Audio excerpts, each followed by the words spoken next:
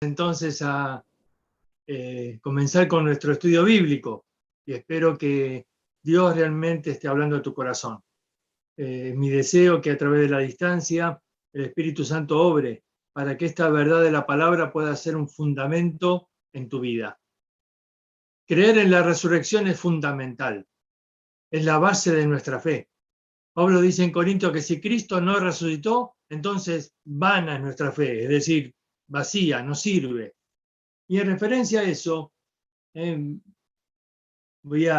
un segundito, voy a compartir la pantalla para que ustedes puedan ver.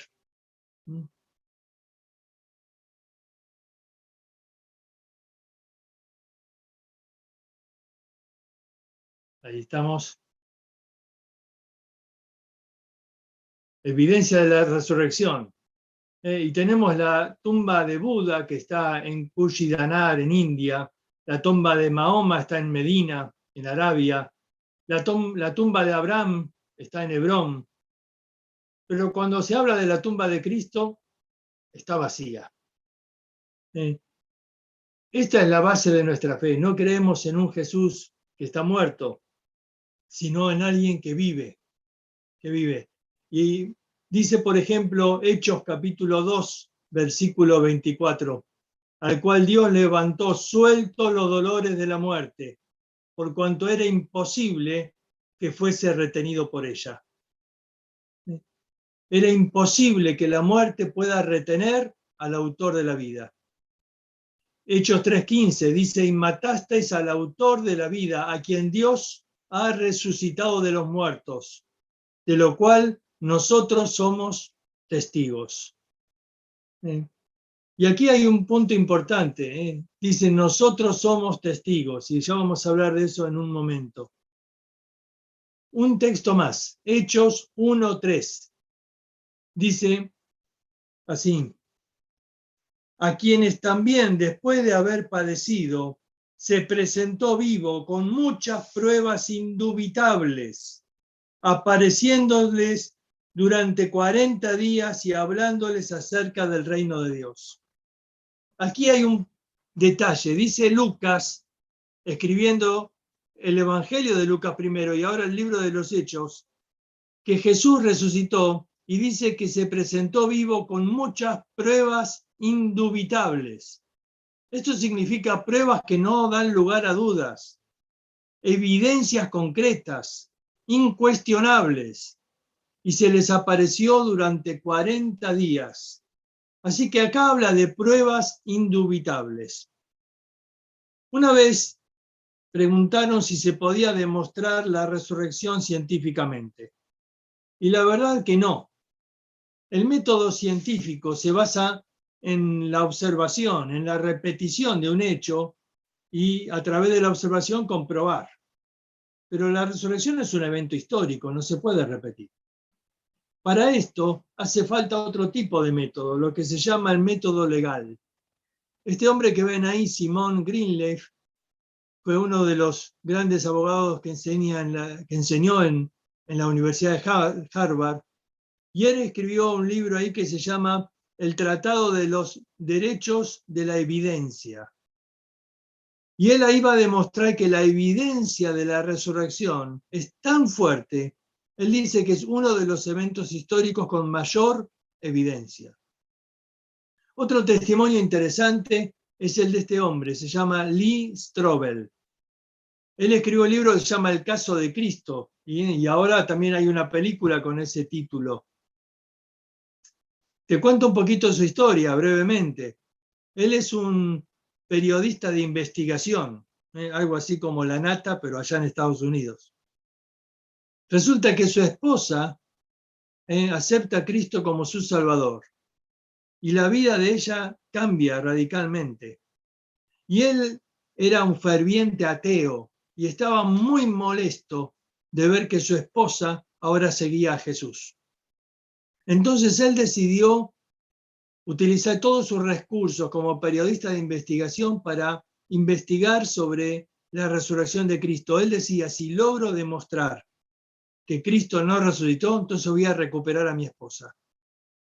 Su matrimonio se estaba disolviendo porque no por causa de la fe. Entonces él durante todo un año estuvo investigando a fondo la resurrección de Cristo y terminó diciendo lo siguiente, terminó diciendo así: al ver las evidencias, necesitaría mucha más fe para seguir siendo ateo, porque todo apunta a que es verdad, a que es real, que Jesús ha resucitado de los muertos. Así que él recuperó a su esposa, pero porque él también aceptó a Cristo como su Salvador. Ahora, vamos a ver 4 puntos. En primer lugar, la evidencia de su muerte. En segundo lugar, el testimonio de la tumba. En tercer lugar, el testimonio de los judíos y los romanos. Y en cuarto lugar, los múltiples, miles, cientos de testigos. Así que, en primer lugar, acerca de la evidencia de su muerte. Cuando fueron a Jesús, dice que no le quebraron las piernas. Esto era porque para acelerar la muerte se quebraban las piernas de los moribundos para que no puedan incorporarse a respirar y mueran por asfixia. Pero a Jesús no le llegaron a quebrar porque comprobaron que ya estaba muerto.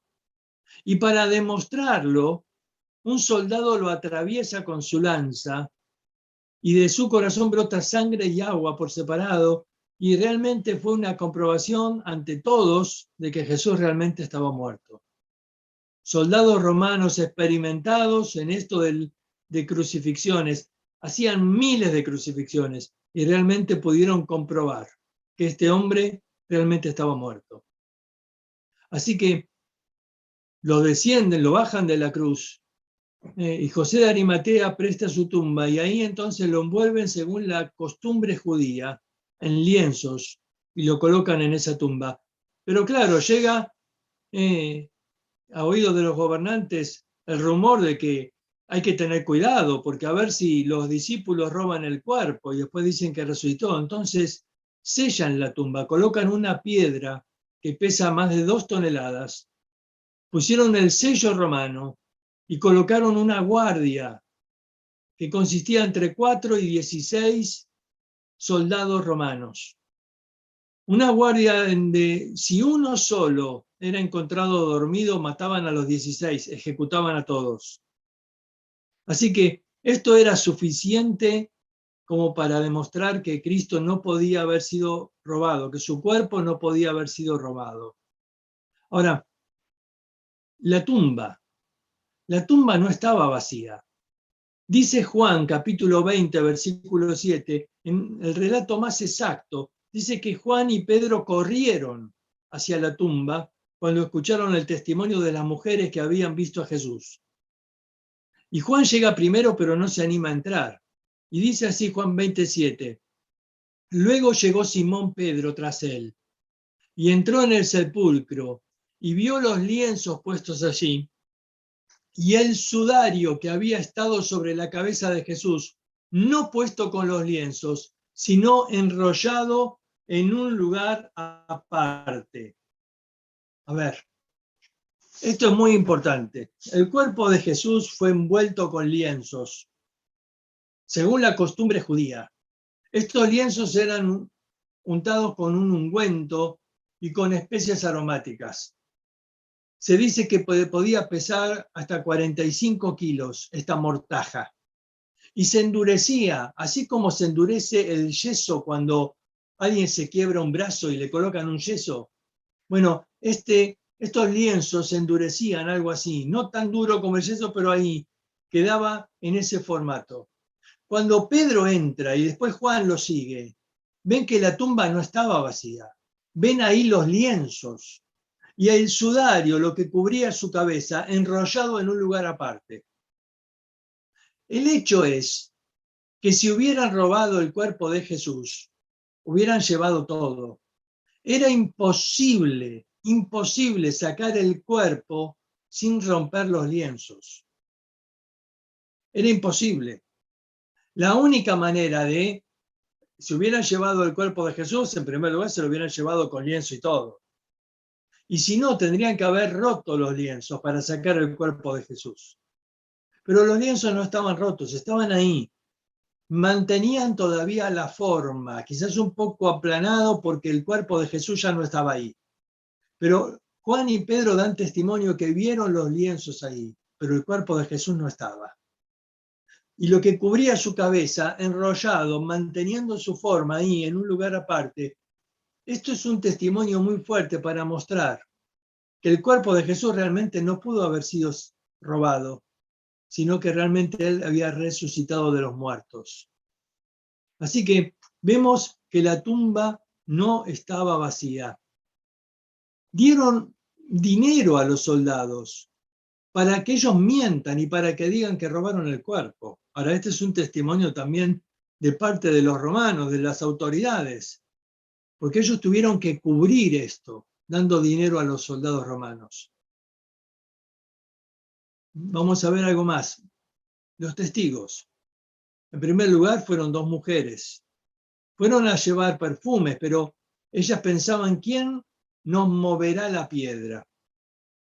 Pero resulta que cuando llegaron, la piedra no es que estaba corrida, era una piedra con forma circular, se podía correr, pero no estaba corrida, estaba lejos, estaba volteada, dice. Y la idea de la palabra es que estaba separada de la tumba. La piedra no fue sacada para que Jesús salga, la piedra fue sacada para que nosotros podamos entrar, para que entraran las mujeres, para que entraran los discípulos y pudieran comprobar que Jesús ya no estaba ahí, que él había resucitado de los muertos. Algunas otras explicaciones de esto. A ver, algunos dicen, bueno, Jesús no murió realmente. Pensaron que estaba muerto. Bueno, pero dijimos, el testimonio de la sangre y agua saliendo de su costado era contundente, pero aún así, algunos dicen, bueno, pero se pudieron confundir, pero aún así, ¿cómo hubiera salido Jesús, no? En esa mortaja, ¿se acuerdan? Todo envedado ahí, para empujar la piedra, derribar a los soldados y salir. Hubiera sido imposible. Algunos dicen, bueno, quizás se equivocaron de tumba, pero estaba la guardia puesta ahí, estaba el sello, es decir, todo el mundo se equivocó de tumba. Esto sería imposible. Esto sería imposible. No hay otra explicación, la verdad no hay ninguna explicación. Pero hay un testimonio que para mí es el más fuerte de todos. Dice Hechos 4:33. Y con gran poder los apóstoles daban testimonio de la resurrección del Señor Jesús. Y abundante gracia era sobre ellos. 1 Corintios 15, 4-6 dice, y que fue sepultado y que resucitó al tercer día conforme a las Escrituras, y que apareció a Cefas y después a los 12. Después apareció a más de 500 hermanos a la vez, de los cuales muchos viven aún y otros ya duermen. Acá dice que Jesús se apareció a los apóstoles, pero luego se apareció a 500 personas a la vez. Y todos ellos daban testimonio de la resurrección de Cristo. Casi todos los testigos firmaron con sangre su testimonio, porque ellos fueron perseguidos y fueron cruelmente asesinados por anunciar la resurrección de Jesús. ¿Te das cuenta? Ellos firmaron su testimonio con sangre. Ahora, unos dicen, pero hay muchos que mueren por una mentira. Sí, pero porque creen que es verdad. Pero estos hombres, a ver, si Cristo no resucitó, ellos lo sabían. Si se robaron el cuerpo, ellos lo sabían. Entonces, ¿cómo van a dar la vida después por algo que sabían que era una mentira? Eso es imposible. Estos hombres dieron su vida para demostrar que Cristo realmente había resucitado de los muertos. Y este es el testimonio que vez tras vez vemos en el libro de los Hechos, en todos los mensajes. Ustedes pueden leer Hechos capítulo 2, capítulo 3, 4, las predicaciones de Pedro y después las de Pablo. En todas, ellos anuncian la resurrección de Cristo. Era la base de la predicación. Cristo ha resucitado. Es que esa fue la forma de demostrar que Jesús realmente era quien dijo ser. Era Dios hecho hombre, que vino a dar la vida voluntariamente por nosotros. En aquella cruz Él pagó nuestro pecado. Él pagó nuestra condenación. Él cargó sobre sí nuestra maldición. Y hasta el Padre le tuvo que abandonar. Le dio la espalda. Y Jesús clamó, Dios mío, ¿por qué me has desamparado? Es que Cristo estaba ahí, en esa cruz, siendo hecho maldito. Sí, tu maldición, mi maldición. Tu condenación, mi condenación. Era la que Jesús estaba pagando ahí. Rechazado por los hombres y abandonado por el Padre. Él quedó solo en esa cruz, muriendo, no solo la muerte física terrible y espantosa de la cruz, sino esa muerte espiritual porque cargó sobre sí todo nuestro pecado. Sin embargo, Él dijo, una señal va a ser dada a esta generación. La señal del profeta Jonás, que dice que estuvo 3 días y 3 noches ahí en el vientre del pez, en el fondo del mar, y luego salió a la vida. Y él dice, así será, el Hijo del Hombre estará 3 días y 3 noches en la tumba, y luego saldrá con vida. Era la señal. Y Jesús cumplió con eso. Jesús salió nuevamente a la vida y se presentó ante todos para mostrar que era verdad, que era Dios hecho hombre, que era el Hijo de Dios muriendo por nosotros. La resurrección es lo que hizo incuestionable el mensaje del Evangelio.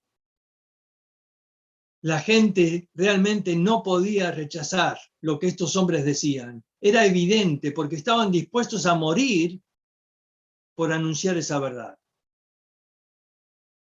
Jesús resucitó y hay evidencias contundentes de esto. Es un hecho histórico. Ahora, creer en eso depende de ti. La verdad es que uno cree en muchos eventos históricos y no sé si tenemos la cantidad de pruebas que hay como las hay sobre la resurrección. Y sin embargo no los cuestionamos. ¿Saben por qué? Porque no afectan nuestra vida. A ver, si San Martín cruzó los Andes o no lo cruzó y fue otro, no cambia mi vida. Si fue Colón el primero en llegar a América, o hubo antes otro, no cambia mi vida.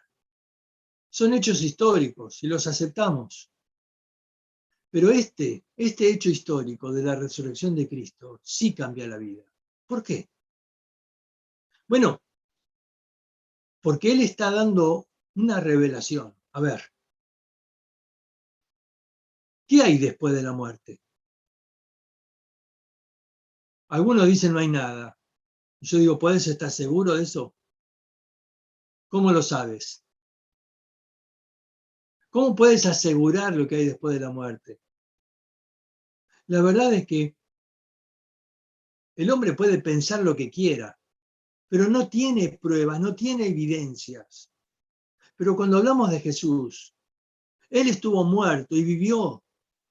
Por lo tanto, lo que hay después de la muerte está garantizado por su resurrección. A ver, yo tengo que creerle a Jesús porque es el único que murió y volvió a vivir. Y por lo tanto es el único que tiene autoridad para decirme lo que hay después de la muerte. Y Él dijo que después de la muerte hay un cielo y un infierno. Y la verdad es que yo tengo que elegir en qué voy a creer. En lo que dicen algunos que no tienen evidencia, o creerle a Jesús, que murió y volvió a vivir. ¿Te das cuenta?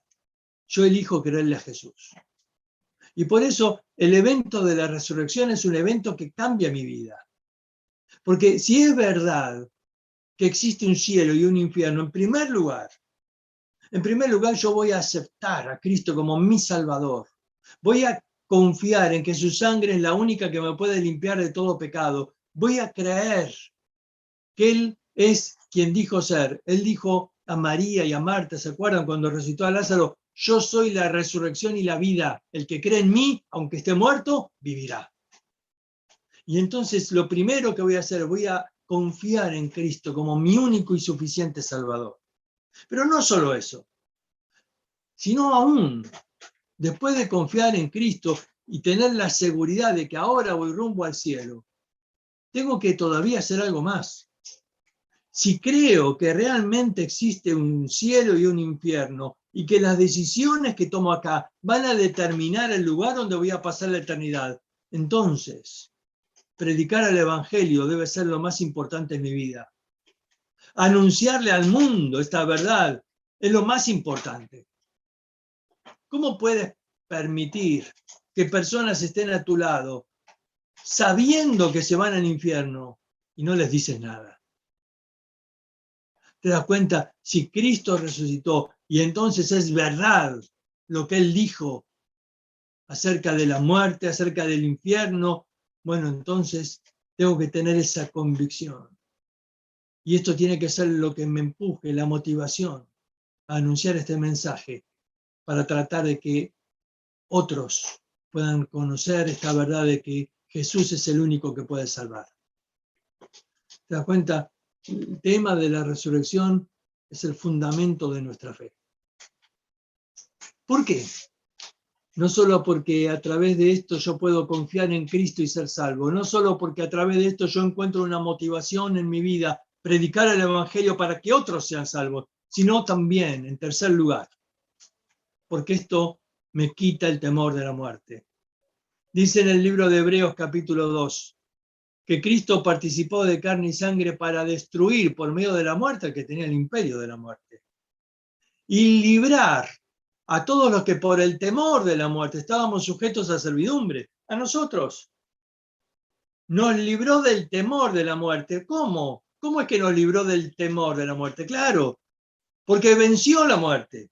Y dice en 1 Corintios capítulo 15, dice, terminando este maravilloso capítulo de la resurrección, dice en el versículo 55, ¿dónde está, oh muerte, tu aguijón?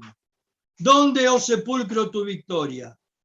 Ya que el aguijón de la muerte es el pecado y el poder del pecado la ley.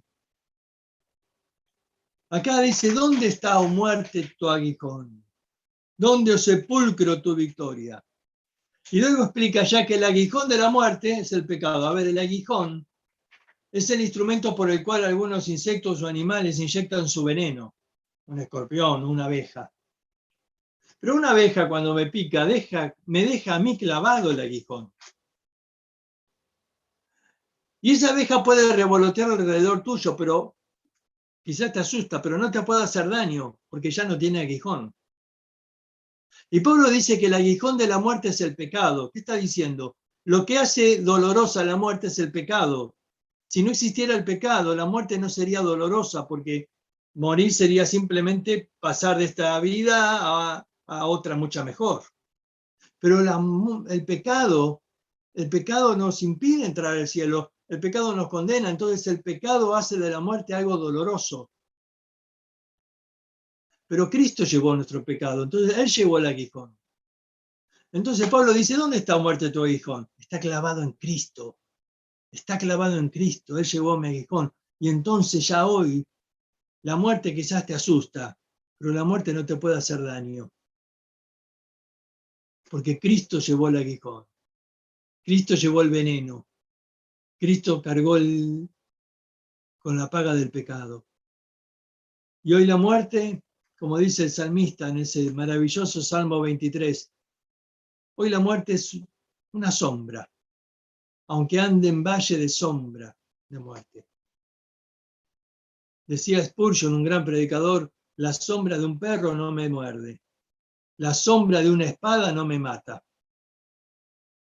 Quizás un niño se puede asustar al ver la sombra de un perro, pero no le puede hacer daño. Y terminaba diciendo, y la sombra de muerte no me puede hacer mal alguno, porque Cristo venció la muerte.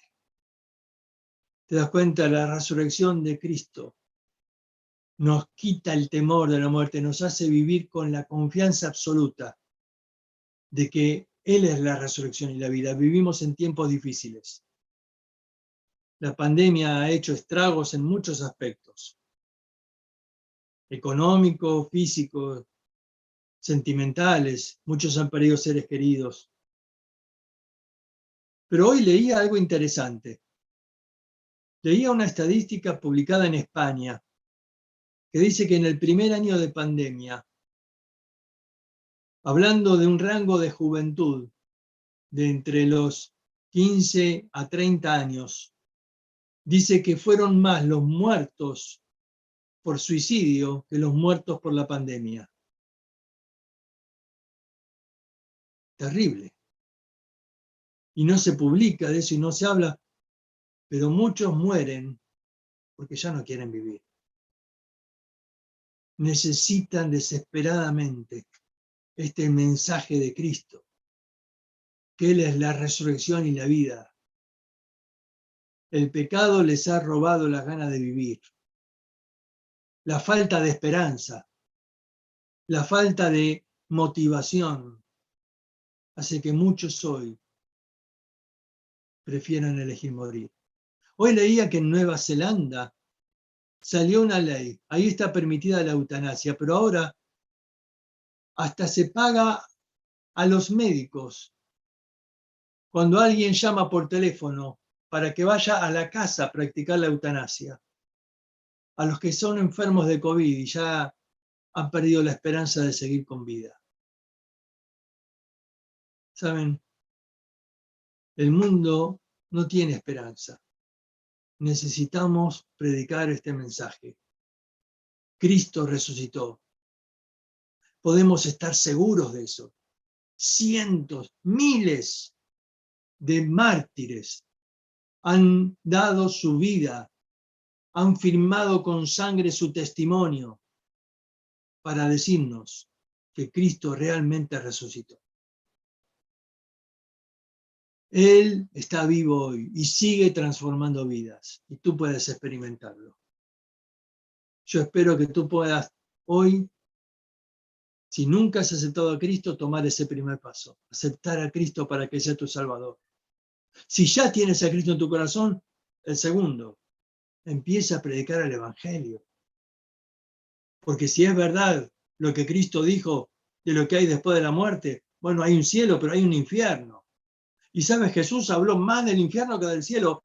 Es que nos quiere advertir de algo que no nos gusta oír, de algo que no queremos oír, pero que necesitamos. En tercer lugar, en medio de toda esta pandemia, en medio de todas estas cosas que se escuchan por la televisión, no temas. La muerte es una sombra. Te puede asustar, pero no te puede hacer daño, porque Cristo venció la muerte.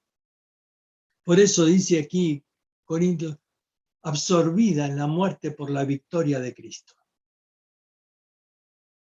Por eso me gustaría terminar orando, dando gracias a Dios por la victoria de Jesús.